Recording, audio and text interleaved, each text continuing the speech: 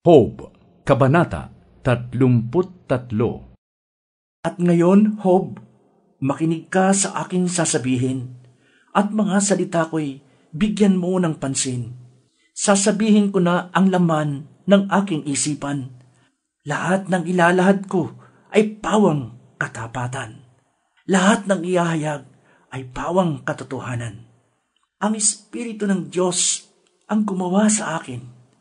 Buhay na taglay ko ay sa makapangyarihang Diyos nanggaling. Kung kaya mo'y sagutin mo itong aking sasabihin, ang iyong mga katuwiran ay ihanda mo na rin.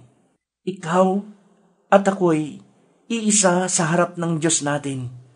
Parehong sa putik tayo nanggaling. Kaya sa akin, wala kang dapat alalahanin. Huwag mong isiping ika'y aking gagapiin. Ito ang narinig kong sinabi mo.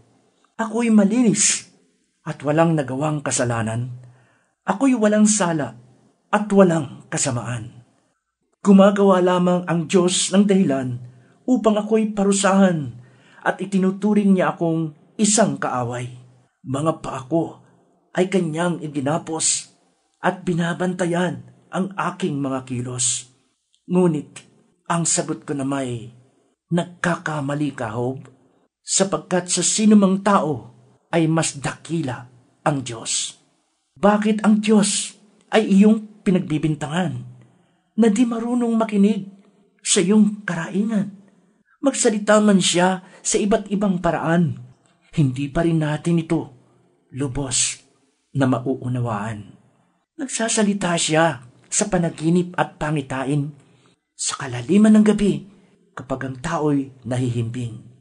Ipinapaunawa niya ang kanyang saloobin, nagbibigay ng babala sa kanilang pangitain. Nagsasalita ang Diyos upang sila'y pigilan sa paggawa ng masama at sa kapalaluan. Hindi nais ng Diyos na sila'y mamatay, kaya sila'y iniligtas niya mula sa hukay.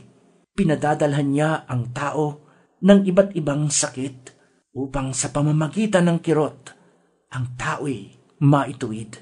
Ang taong may sakit ay walang panlasa. Masarap man ang pagkain, wala pa rin gana. Nauubos ang kanyang laman, natitira'y butot balat na lamang.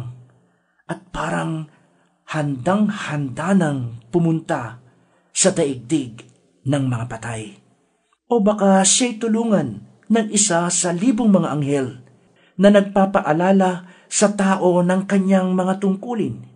Maaaring itong anghel na puspos ng kahabagan ay magsabi ng ganito, siya ay pawalan, hindi siya dapat humantong sa libingan.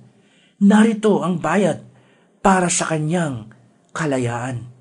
Siya ay gagaling, muling sisigla, tataglayin muli ang lakas noong kabataan niya. Mananalangin siya sa Diyos at siya'y papakinggan. Ang pagsamba niya'y mapupuno ng kasiyahan. Muli siyang ilalagay ng Diyos sa mabuting katayuan.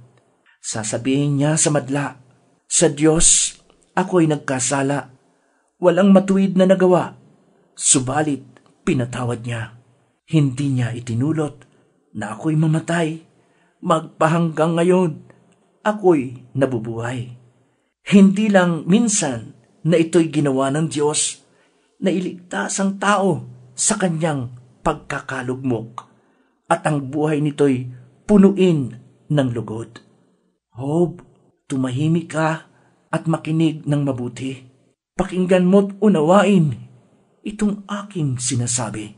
Kung mayroon ka namang nais sabihin, huwag mag-atubilit, papakinggan ko rin. At kung may katuwiran kay, aking tatanggapin. Kung wala naman, makinig ka na lang. Manahimik ka't ika'y aking tuturuan.